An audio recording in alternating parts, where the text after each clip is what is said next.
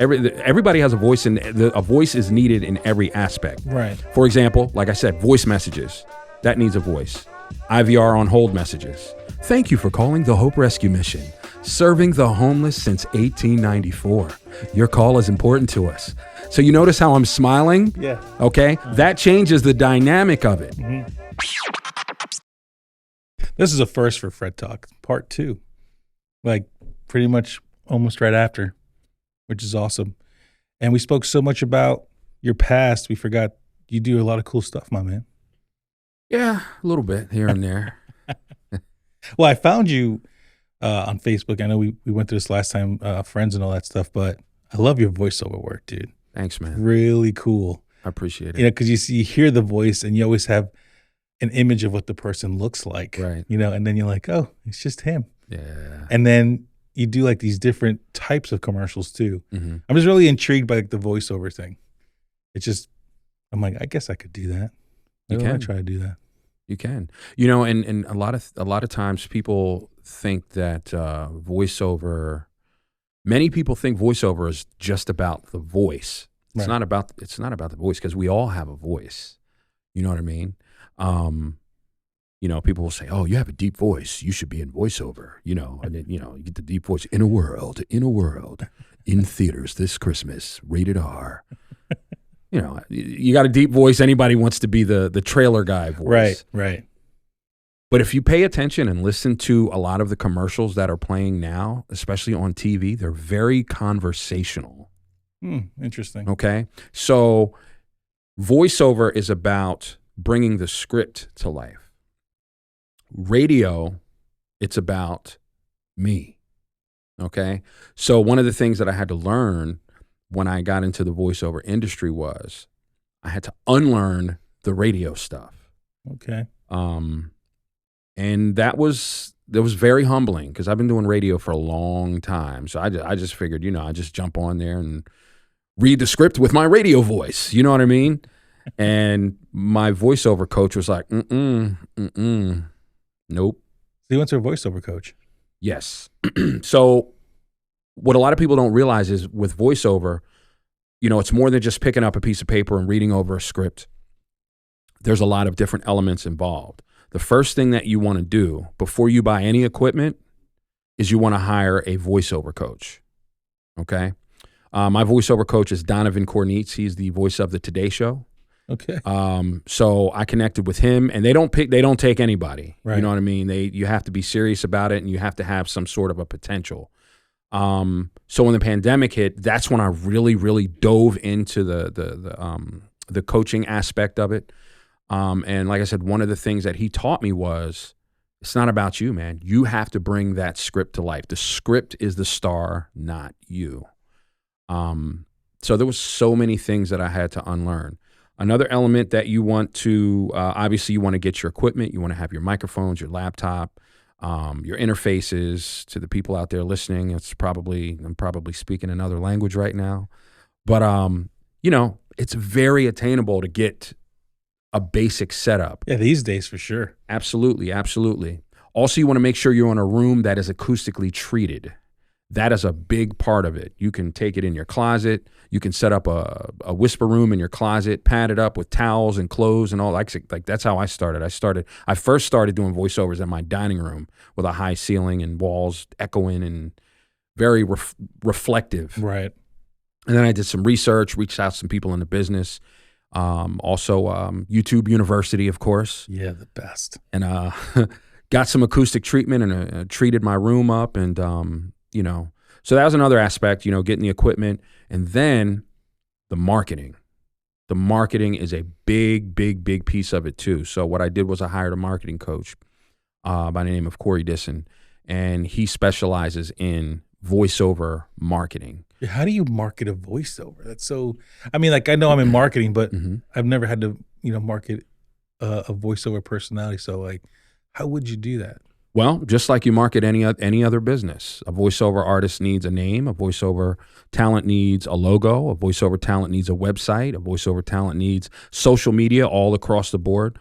So it's a business. It's not a hobby. It's not a hustle. It's a business, and it's But what's the treated story? as so. Like, what's the like, okay, so there's normal marketing tactics. I understand all that, but Mhm. like, what's the story? What's the, what's the headline? You know what I'm trying to say? Like, what makes you want to select a voiceover coach?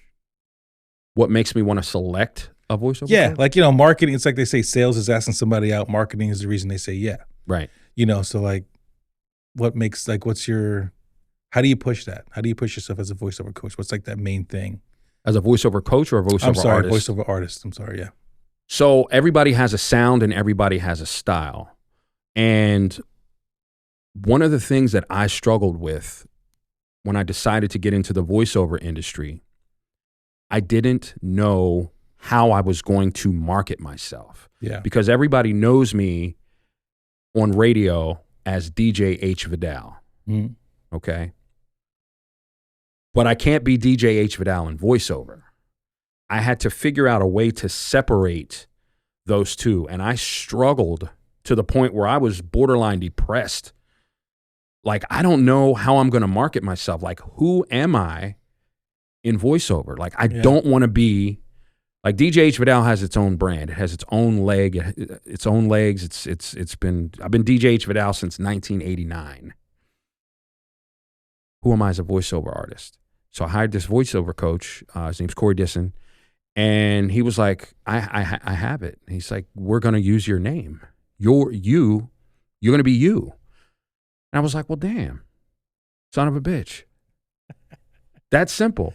So we came up with this concept, Sir Hamilton Newton, voiceovers that defy gravity. That's my voiceover tag.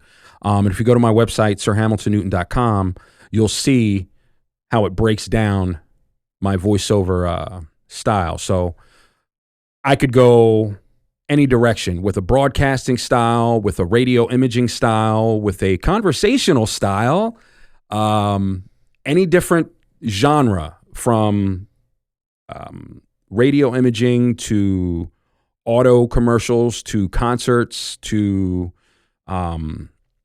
voice messages. My voice is on several voice messages out there in Berks County. But yeah, so that's pretty much how I made the decision to market myself. And there's a need for voiceover everywhere, because if you think about it, everybody has a voice, and a voice is needed in every aspect. Right. For example, like I said, voice messages, that needs a voice. IVR on hold messages. Thank you for calling the Hope Rescue Mission, serving the homeless since 1894. Your call is important to us. So you notice how I'm smiling? Yeah. Okay. That changes the dynamic of it. Mm-hmm. Whereas if I was just reading it, thank you for calling the Hope Rescue Mission, serving the homeless since 1894. Thank you for calling the Hope Rescue Mission, serving the homeless since 1894. Your call is important to us. That's so true. Please choose from the following options. Now, I remember people saying when you go pick up the phone, smile before you pick up the receiver. Absolutely. Back in the day, Mm-hmm. it was like, make sure you smile before you say hello. It makes a difference. People can tell. And it's so true. You just did it right there, man. Yeah, man. So there's a voice needed everywhere. There's a voice needed for that. There's a voice needed for audiobooks. People write books. Right. There's voiceover needed for that. Have you done an audiobook? I was offered a job to do one, and I turned it down because it was for a friend, and it just wasn't worth the time. Yeah, how long do you think it would take you to do that? Was that like the deciding factor? Well, when you're reading of it, first thing I have to do is I have to read the book first, digest it, make it mine, and then I have to do the read. Right. And then after you do the read, then there's the editing part. You have to take out the breaths. You have to take out the mouth clicks. All that stuff has to come out. Right. And all that costs money. So what he was offering me, and what he was offering me and the work that was entailed, it just didn't make sense. So I had to respectfully decline. And I was very excited at first, but I was like, I don't have time. Bro. Do you think it makes the book different if it's not the author speaking? Not always. Because that's interesting, because I wonder, would I want to hear somebody else speak about a book that the person themselves could have spoke about? You know what I mean? I'm not saying it's right or wrong. Right. But it makes you wonder. You know, not that you would know, I guess, if that person was talking or not. So I mean, and there's a lot of individuals who may be authors who would rather have somebody bring that script to life, the way they would want it brought to life, if that makes sense. No, yeah, it's like it's almost like having a screenplay and then having to go through casting and all that. Yep. You know, what's interesting to me is what part of your life did you say, you know what, I'm going to be a voiceover artist? Like, what was that moment or what happened that you were just like, I think I'm going to go do this? Aside from people telling me that I have a great voice, the obvious, filling up my ego, I was always intrigued by it. Like everybody would always say, your commercials are great. Like your commercials, your radio commercials, they stand out. They stand out. They stand out. But I always wanted to challenge myself because I tend to get a little bored if I stay in one little lane. That, bro. I know exactly what you're talking about. So it's like, and then the pandemic hit and I was like, bam, this is it. And voiceover artists came out the woodwork during the pandemic because everybody was like, oh, I'm going to be a voiceover artist. I can work from home. I'm going to make a studio in my closet and be a voiceover artist. Yeah, right on. Yeah, but it's a very, very competitive industry, man. Very competitive. Very competitive. And I see expensive. I see a bunch. There's a few out here, let alone TikTok. Yeah. I mean, there's that one guy that does a Schwarzenegger voice over and over. Mm-hmm. His name Joe something. He's pretty good at it. You do impressions? Nah, I don't do impressions, man. Hasn't been one of my strengths. I'm trying to think. Do I know any impressions? Let me process that. I can't think of any right now. Well, how's business going then for you in the voiceover thing? Like you just said, it's very competitive, but how goes it? Listen, man, it's going great. I finally found my sweet spot in voiceover. My sweet spot is the radio imaging genre. You're probably asking, what is radio imaging? I was going to say that, but go for it. So radio imaging is the branding voice of any radio station. Okay? The all-new, loud 98.5. That big voice guy that you hear in between songs. Yeah. You know what I mean? Philly's Power 99. Here's another banger from, that guy. Yeah. So, and I was able to sign deals with several radio stations throughout the country. I'm on a station in Buffalo, New York. I'm on a station in Lynchburg, Virginia, Atlanta, Georgia, and Mississippi. So when you do all these voiceovers for all these stations, Mm-hmm. Do you have to do a different one for each one, or Yes. okay, so it's all custom made, each Yep. one of those stations. Yep. There's you can't save yourself at all, no time saving, or it's just all just custom. It's all custom. So what'll happen is the program director of that station or the production director of that station will send me the pages of script for me to read.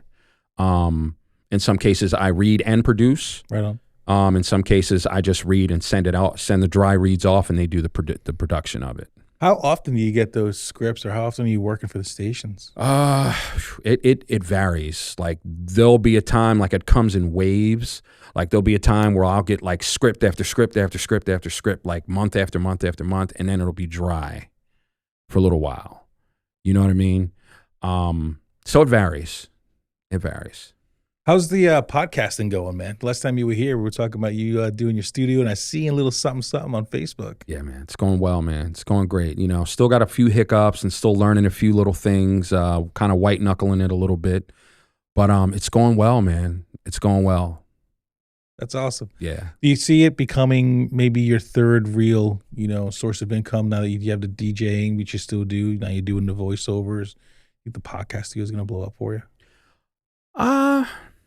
Only time will tell, man. It's very time consuming, the production of it and cameras and lights, and I'm sure you guys know that. Yeah. But it's fun, man. It's challenging, and it's challenging me to think outside the box and do something different and offer something to individuals within the area that may not have the means to do it. So yeah, it was something I've always wanted to try out, and it's going well so far. I've got like 3 clients. That's awesome. But don't you think it's worth, the podcasting for branding? I feel like a lot of times, people are like, well, everybody has a podcast. And like, I get that. I'm not saying I'm new to the game. I came late, obviously. I've seen a million people doing podcasts, but I feel like the branding aspect is something that a lot of people don't really discuss about the podcast. And they're just thinking you're trying to be like the next star. And what I come to find is that, sure, we'd all want to be stars, but I really don't do it for that. I love it because it's a break from my everyday that I get to talk to people, which is just fun as it is. But it helps me just get, the face out there. Freddy Vásquez, FXV Digital. Freddy Vásquez, FXV Digital. Then, you guys share it because you want to share your own shows. That's right. Like, how important do you think podcasting has become to branding? It's so important, man. It's everything. Like I posted a video 4 years ago talking about video. Yeah. Like if you guys are not promoting your business on video, you better get on it now. Yeah. Because it's gonna be the norm. I said that 4 years ago. But it's so important. It's so important because everybody wants to know who you are. It's all about the connection. Yeah. Yeah, you could post a little flyer up. Here's my logo and here's my business. But who are you? Right. I was talking with Trisha Williams, she was the first podcast of the day. We were talking about, reels and stories, and how those things are just blown up. And being that TikTok exists and everybody just loves that platform, everybody's trying to compete with them now. But man, it's just video. And I even asked her, is it even important to do that versus the timeline? She says it's nice to have a good mix of both, but I mean, there's so many different options to video, and people will just give you the same excuse all the time. Like, I just can't do it. I don't want to be in front of the camera. And I'm like, have you seen this? Have you seen this right here? You know what I mean? I think he's a beautiful man. Thank you. Look at the beard. It's glistening. It is glistening. Man. Nice. It's beautiful. Thank you. I Yes, appreciate sir. that. But you know what I mean? It's like, I think it's like, how do you not do it this day? Like, everybody's looking to try to, cut through the white noise. I feel like if you're not doing video, you're just part of the noise, man. The biggest part of it, I think, is fear, man. Mm-hmm. A lot of people are scared. Isn't that everything, though? Yeah. Everything. It's everything. But it's like, dude, you have a phone. You're on it anyway. Do something with it. Right. Do something with it. Like, and the phones are great. The quality of phones these days is insane. Insane. Absolutely. It's so important, man. It's just a great way for people to connect with you and connect with your brand. And what I found, in my marketing coach, Corey Disson, taught me this: schedule it. Break out a pen and paper and schedule what you're going to post Monday, Tuesday, Wednesday, Thursday, Friday, Saturday, Sunday. Once I see what's on that paper that I'm going to post, now it's time for me to create. And I schedule the day that I'm going to create my content for whatever that is. So you schedule the one day for the whole week, or do you do it for like a whole month? I'll schedule if it's like if I do like a DJ mixing reel blend kind of thing. What I'll do is I'll record an entire week's worth of reels in one session. Wow. I'll shoot it, edit it, and boom, save that. And then I'll create my branded content, like a still image. I'll create all that for the month. Let's say every Tuesday, I'm going to post testimonial Tuesday. Mm-hmm. So I'll have those ready for the month. Get that out the way. Wednesday, I might post something about something inspirational. Thursday, I might do a voiceover reel, where I'm reading something and then I'll play the finished product. That's probably the most production intense piece of content for me, is that. Yeah, that's the thing. That's the only thing about videos. Like, yes, it's a necessity, but it takes time. It's so much easier to put up a photo, man. It's like, look at me in Hamilton, done for the day. You feel like you're done, but like when you look at the stories and the reels and the feed, you feed, let's just say you might get 10 likes, but man, those stories and reels are getting views like crazy. Yeah. I don't even know if people even scroll through timelines anymore, dude. It makes me wonder, because once you hit that first story, then you're going down that rabbit hole, dude. Yep. You're just looking at each one, and before you know it, it's 2 hours later. Your wife's yelling at you. Yeah, What do I you stay do? off of it. I stay off of it. I make sure I stay off of it. I don't even be on TikTok that much. I mean, I know people talk crap about TikTok and all this, and I understand all that crap. I get it, but I'm a grown ass man. I'm an adult. That's right. I know what the hell I'm doing, right?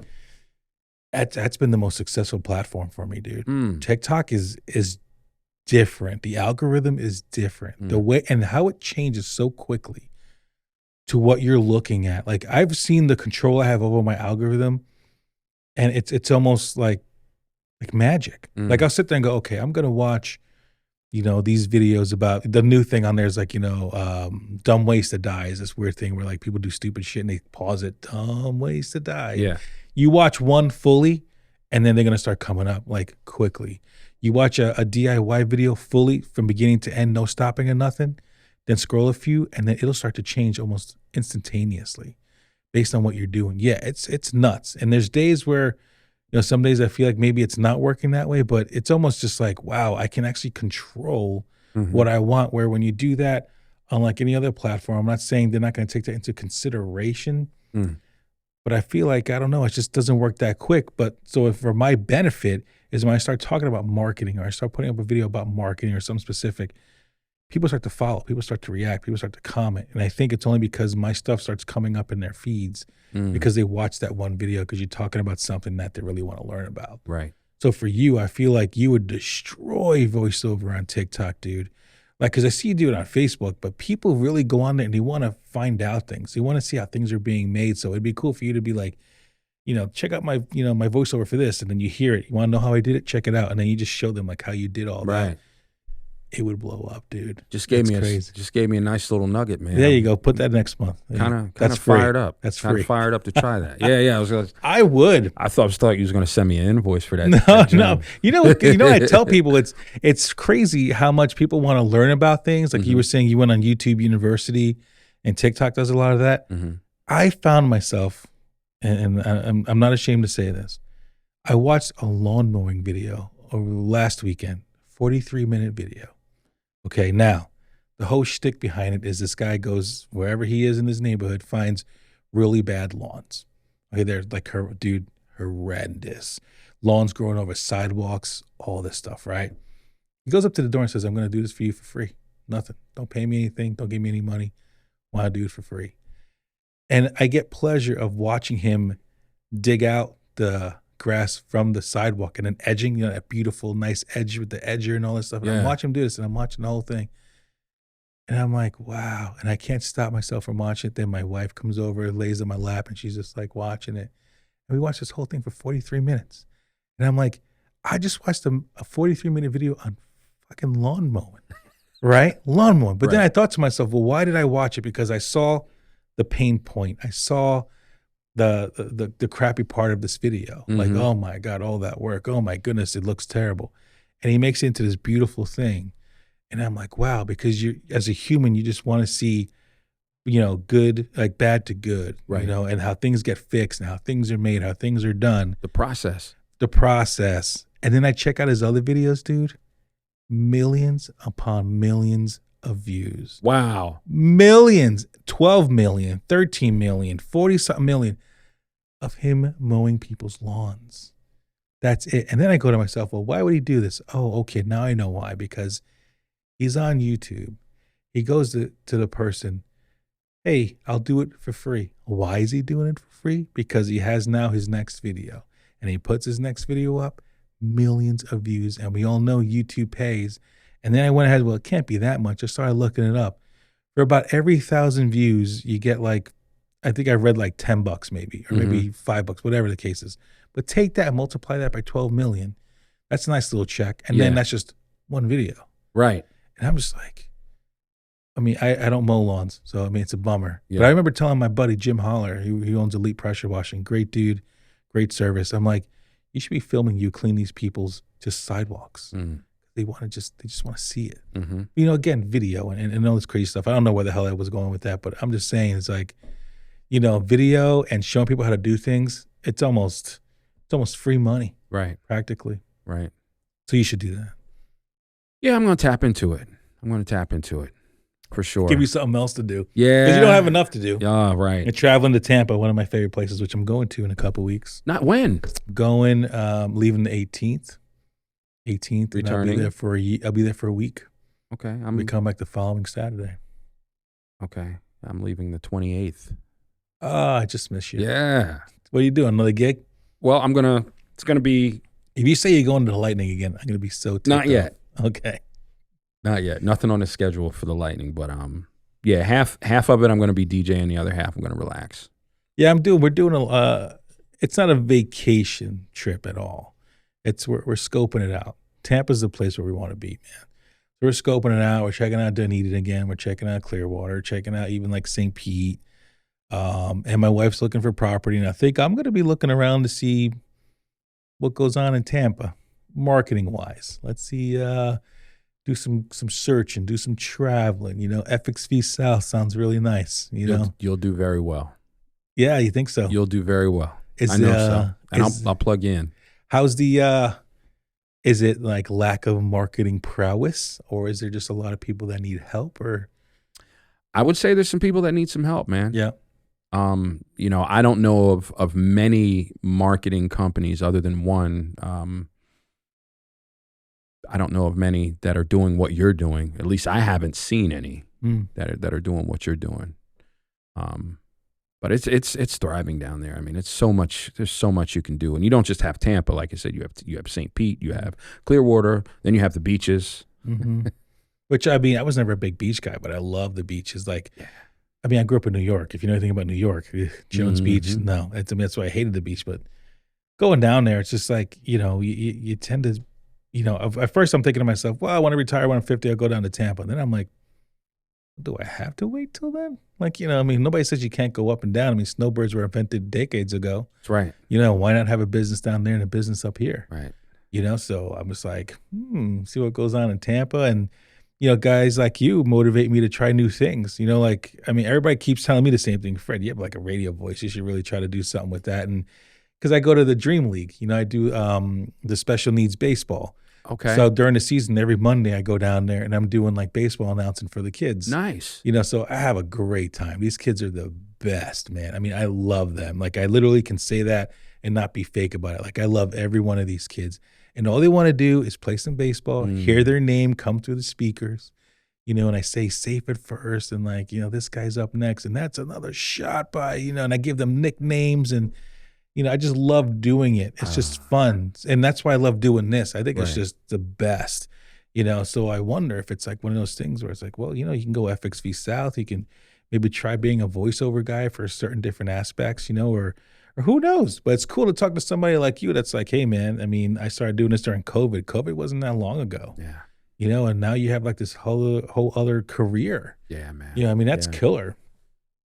I was just thinking back to when you said, like, when you mentioned you could never be in voiceover, you don't think you'd be in voiceover. I don't have the voice to be in voiceover. Well, guess what?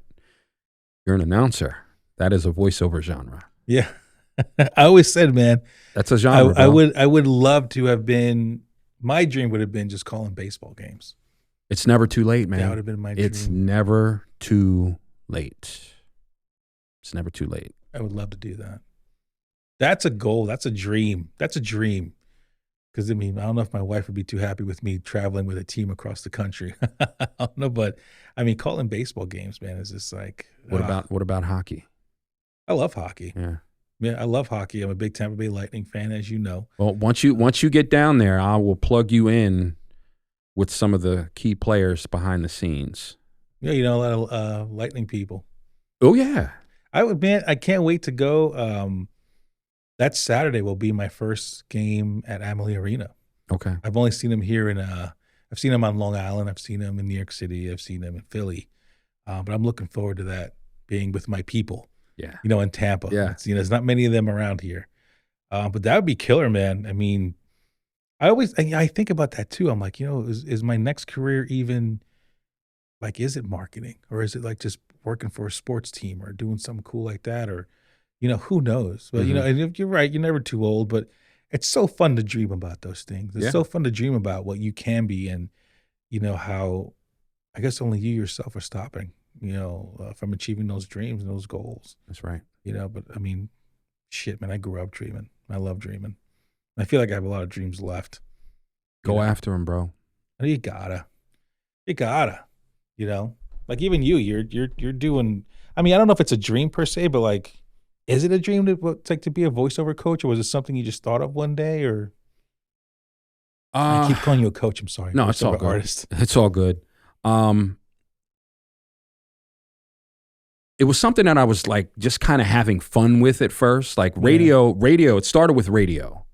Well, let me take it back to the beginning. It started with me being a DJ. And I was just a DJ, 2 turntables, mixer, microphone, but I didn't talk on it. I was cut, scratch. I'm not talking. I talk with my hands. Like I was that guy. You know what I mean? And then I started like paying attention to a lot of other DJs who use the microphone, like the Kid Capri's, locally, Johnny V, big shout out to him. He was a big inspiration for me coming up. And people would always like say, yo, like get on the mic. Like you have a good voice. I'm like, ah. And then I started talking on the mic, and then I would notice people were like paying attention. I'm like, okay. Maybe I do have something. And then the more I would talk on the mic, then people would say, dude, you might want to think about radio. I was like, get out of here. And then I started doing some networking. This was back in the late 90s, and started networking with Golden Boy of Power 99. Back then, he was the program director of the station, and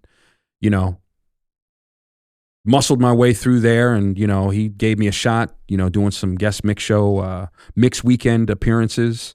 First DJ from Reading on Power 99. I just want to document that. So that started. So once that happened, and I was live. It was live. It was records. 100% live. You know what I mean? And that's when I got that bug for radio. I was like, oh, this is what I want to do. This is what I want to do. But I couldn't get put on Power 99 full time because, politics. Yeah. I could go further with that, but I'm not going to.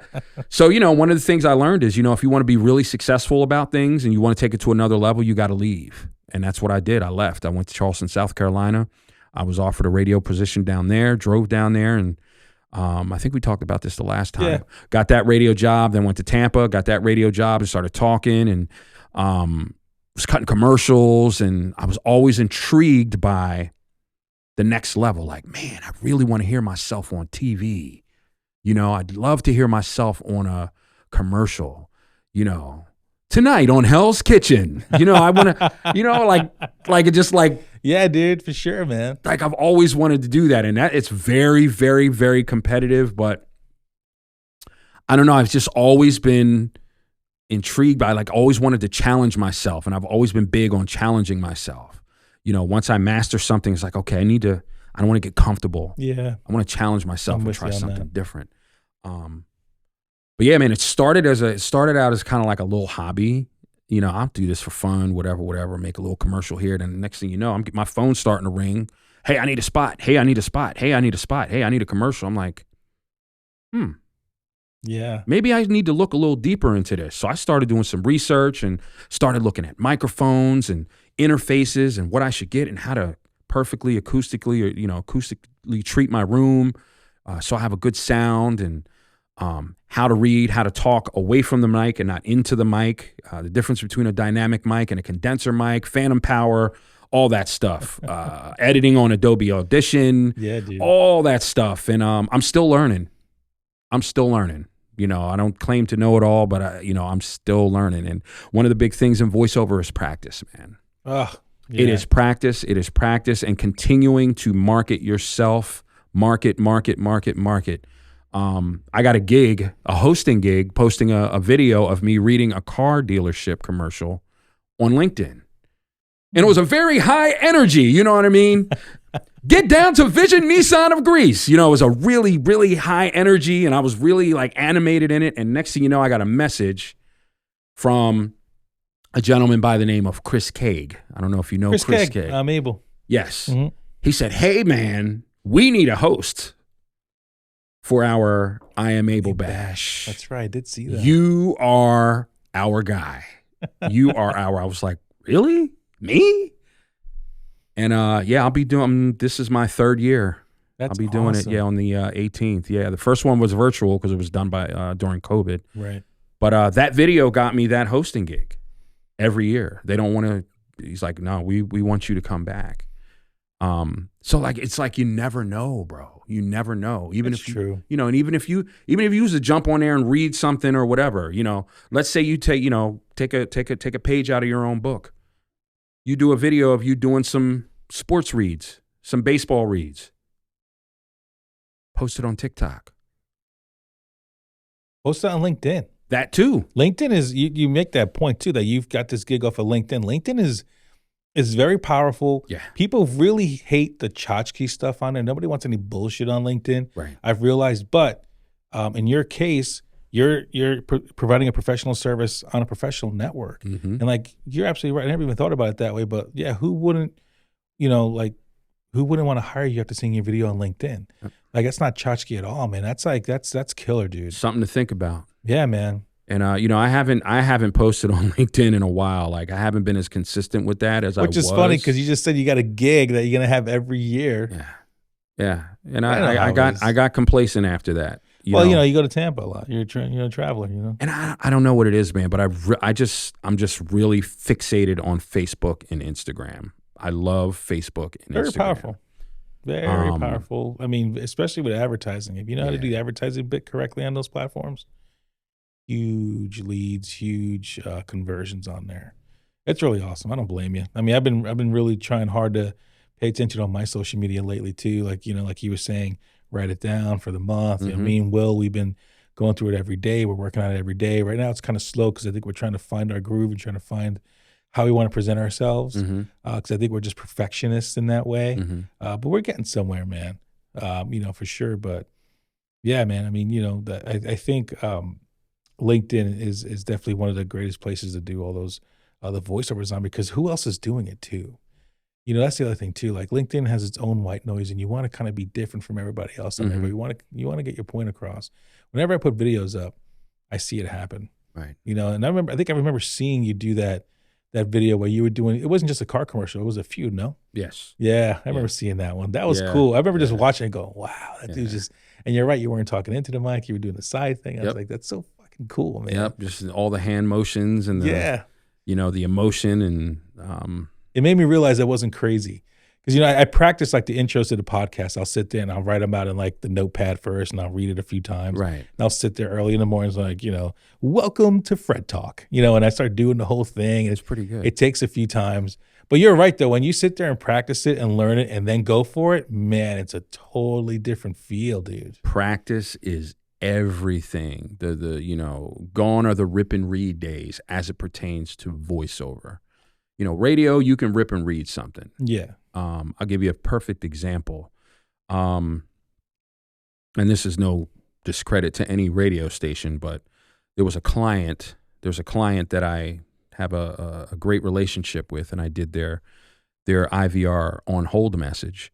So they're doing radio commercials for a particular radio station to promote new aspects of their business. And the gentleman who runs this organization sent me the audio and was like, hey, man, can you bring this? I need you to bring this to life, because the way they read this, I'm just not feeling it. It sounds very announcered, like they're just reading. I got you. So I did the read and made it really heartfelt, and, made sure that I read it like 6, 7, 8 times and made it my own. In my studio, I have props. So I have pictures of my kids right by my screen. So I bring my copy up on my screen, my flat screen, and I have pictures of my kids. And I'll look at the picture of my daughter while I'm doing the read, and I'll smile, and I'll do this and I'll do that, and I'll do it over and over and over and over again. And it's all about how it makes me feel. And one of the things that my coach, Donovan, taught me one of the things he would always ask me after I did a read during one of our coaching sessions is, how did that make you feel? Felt good. He was like, yeah, felt good on my end too. Pause. So it's all about that connection. It's emotional. It's emotion. Yeah, human factor, emotional. Yep. All those good things. I think that's why even I'm a little bit enamored by it. Like I used to have a radio show years ago, but it was like on an online app. It was called Station. It was really cool. It was me and my buddies. And all we did was talk about pop culture and music. Right. I remember one day, because I like to be like extra with everything, I was like, you know what? I'm gonna write an intro for this thing. I know it's not like a real show or anything. It's just for us, but I'm gonna write it anyway. Okay. And I wrote it out one day, and I remember sitting in my car and just practicing. Then that first time I went ahead and did it, I knew my voice. I knew what I wanted to do, and I felt my voice change only when it was time to do the intro. And then it went back to normal when I was done. But it was just so much fun and so cool to hear the nuances that you can really do with your voice if you really sit there and practice it and figure out how to do it correctly. Mm-hmm. And it's just another way to be creative, because if I'm anything, it's creative. Number one, first and foremost, I've always wanted to just be creative and figure out how to make $1 doing that so it wouldn't be work. Right. So I'm really into it. And I think, just having this conversation with you makes me go, you know what, man, maybe if you have time over the weekend, come up with a weird script or something and maybe sit there for a minute and just try to write it out, try to record some things and maybe have some fun with it, and who knows, maybe somebody will go, hey man, can you read this for me? And it's just like one of those things where like, it's not about making money per se as much as for me, it's finding someone that really digs what I'm doing and is asking me to help them out to do something. Right. Because that's when it's just like, that's so freaking cool. Help somebody just do something that they're into, that's important to them. Take that, schedule that hour and just lock in on that. You speak Spanish? See. What are you doing, man? 97.9. Oh, bro. Do you know how many times I get somebody asking me if I know somebody that will do a Spanish read? Yeah. Do you know somebody that can do this? You know somebody who can do this in Spanish? Spanish. I did the video for Reading Parking Authority.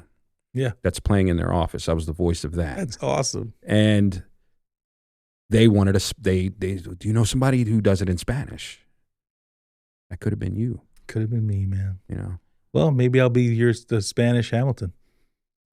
Senor Hamilton. Yeah, well, I send you the script and you read it and you send it back to me and right. Hey, you never know, man. Yeah, you never know. Something to think about, man. It might be something cool, But Sir Hamilton Newton, thank you so much for coming in. I know it's part 2 pretty quick, but I appreciate you coming in. I really enjoyed this conversation because it was good to learn more about you in the first part. I will say your past is definitely remarkable, and I appreciate you sharing your story. Thank you. But I love listening to the voice coach stuff, man. It's if anything, whoopsies. If anything, it's maybe a selfish podcast because I just really wanted to know more about you and more about your craft. But I appreciate you taking the time, my brother. Thanks for having me, man.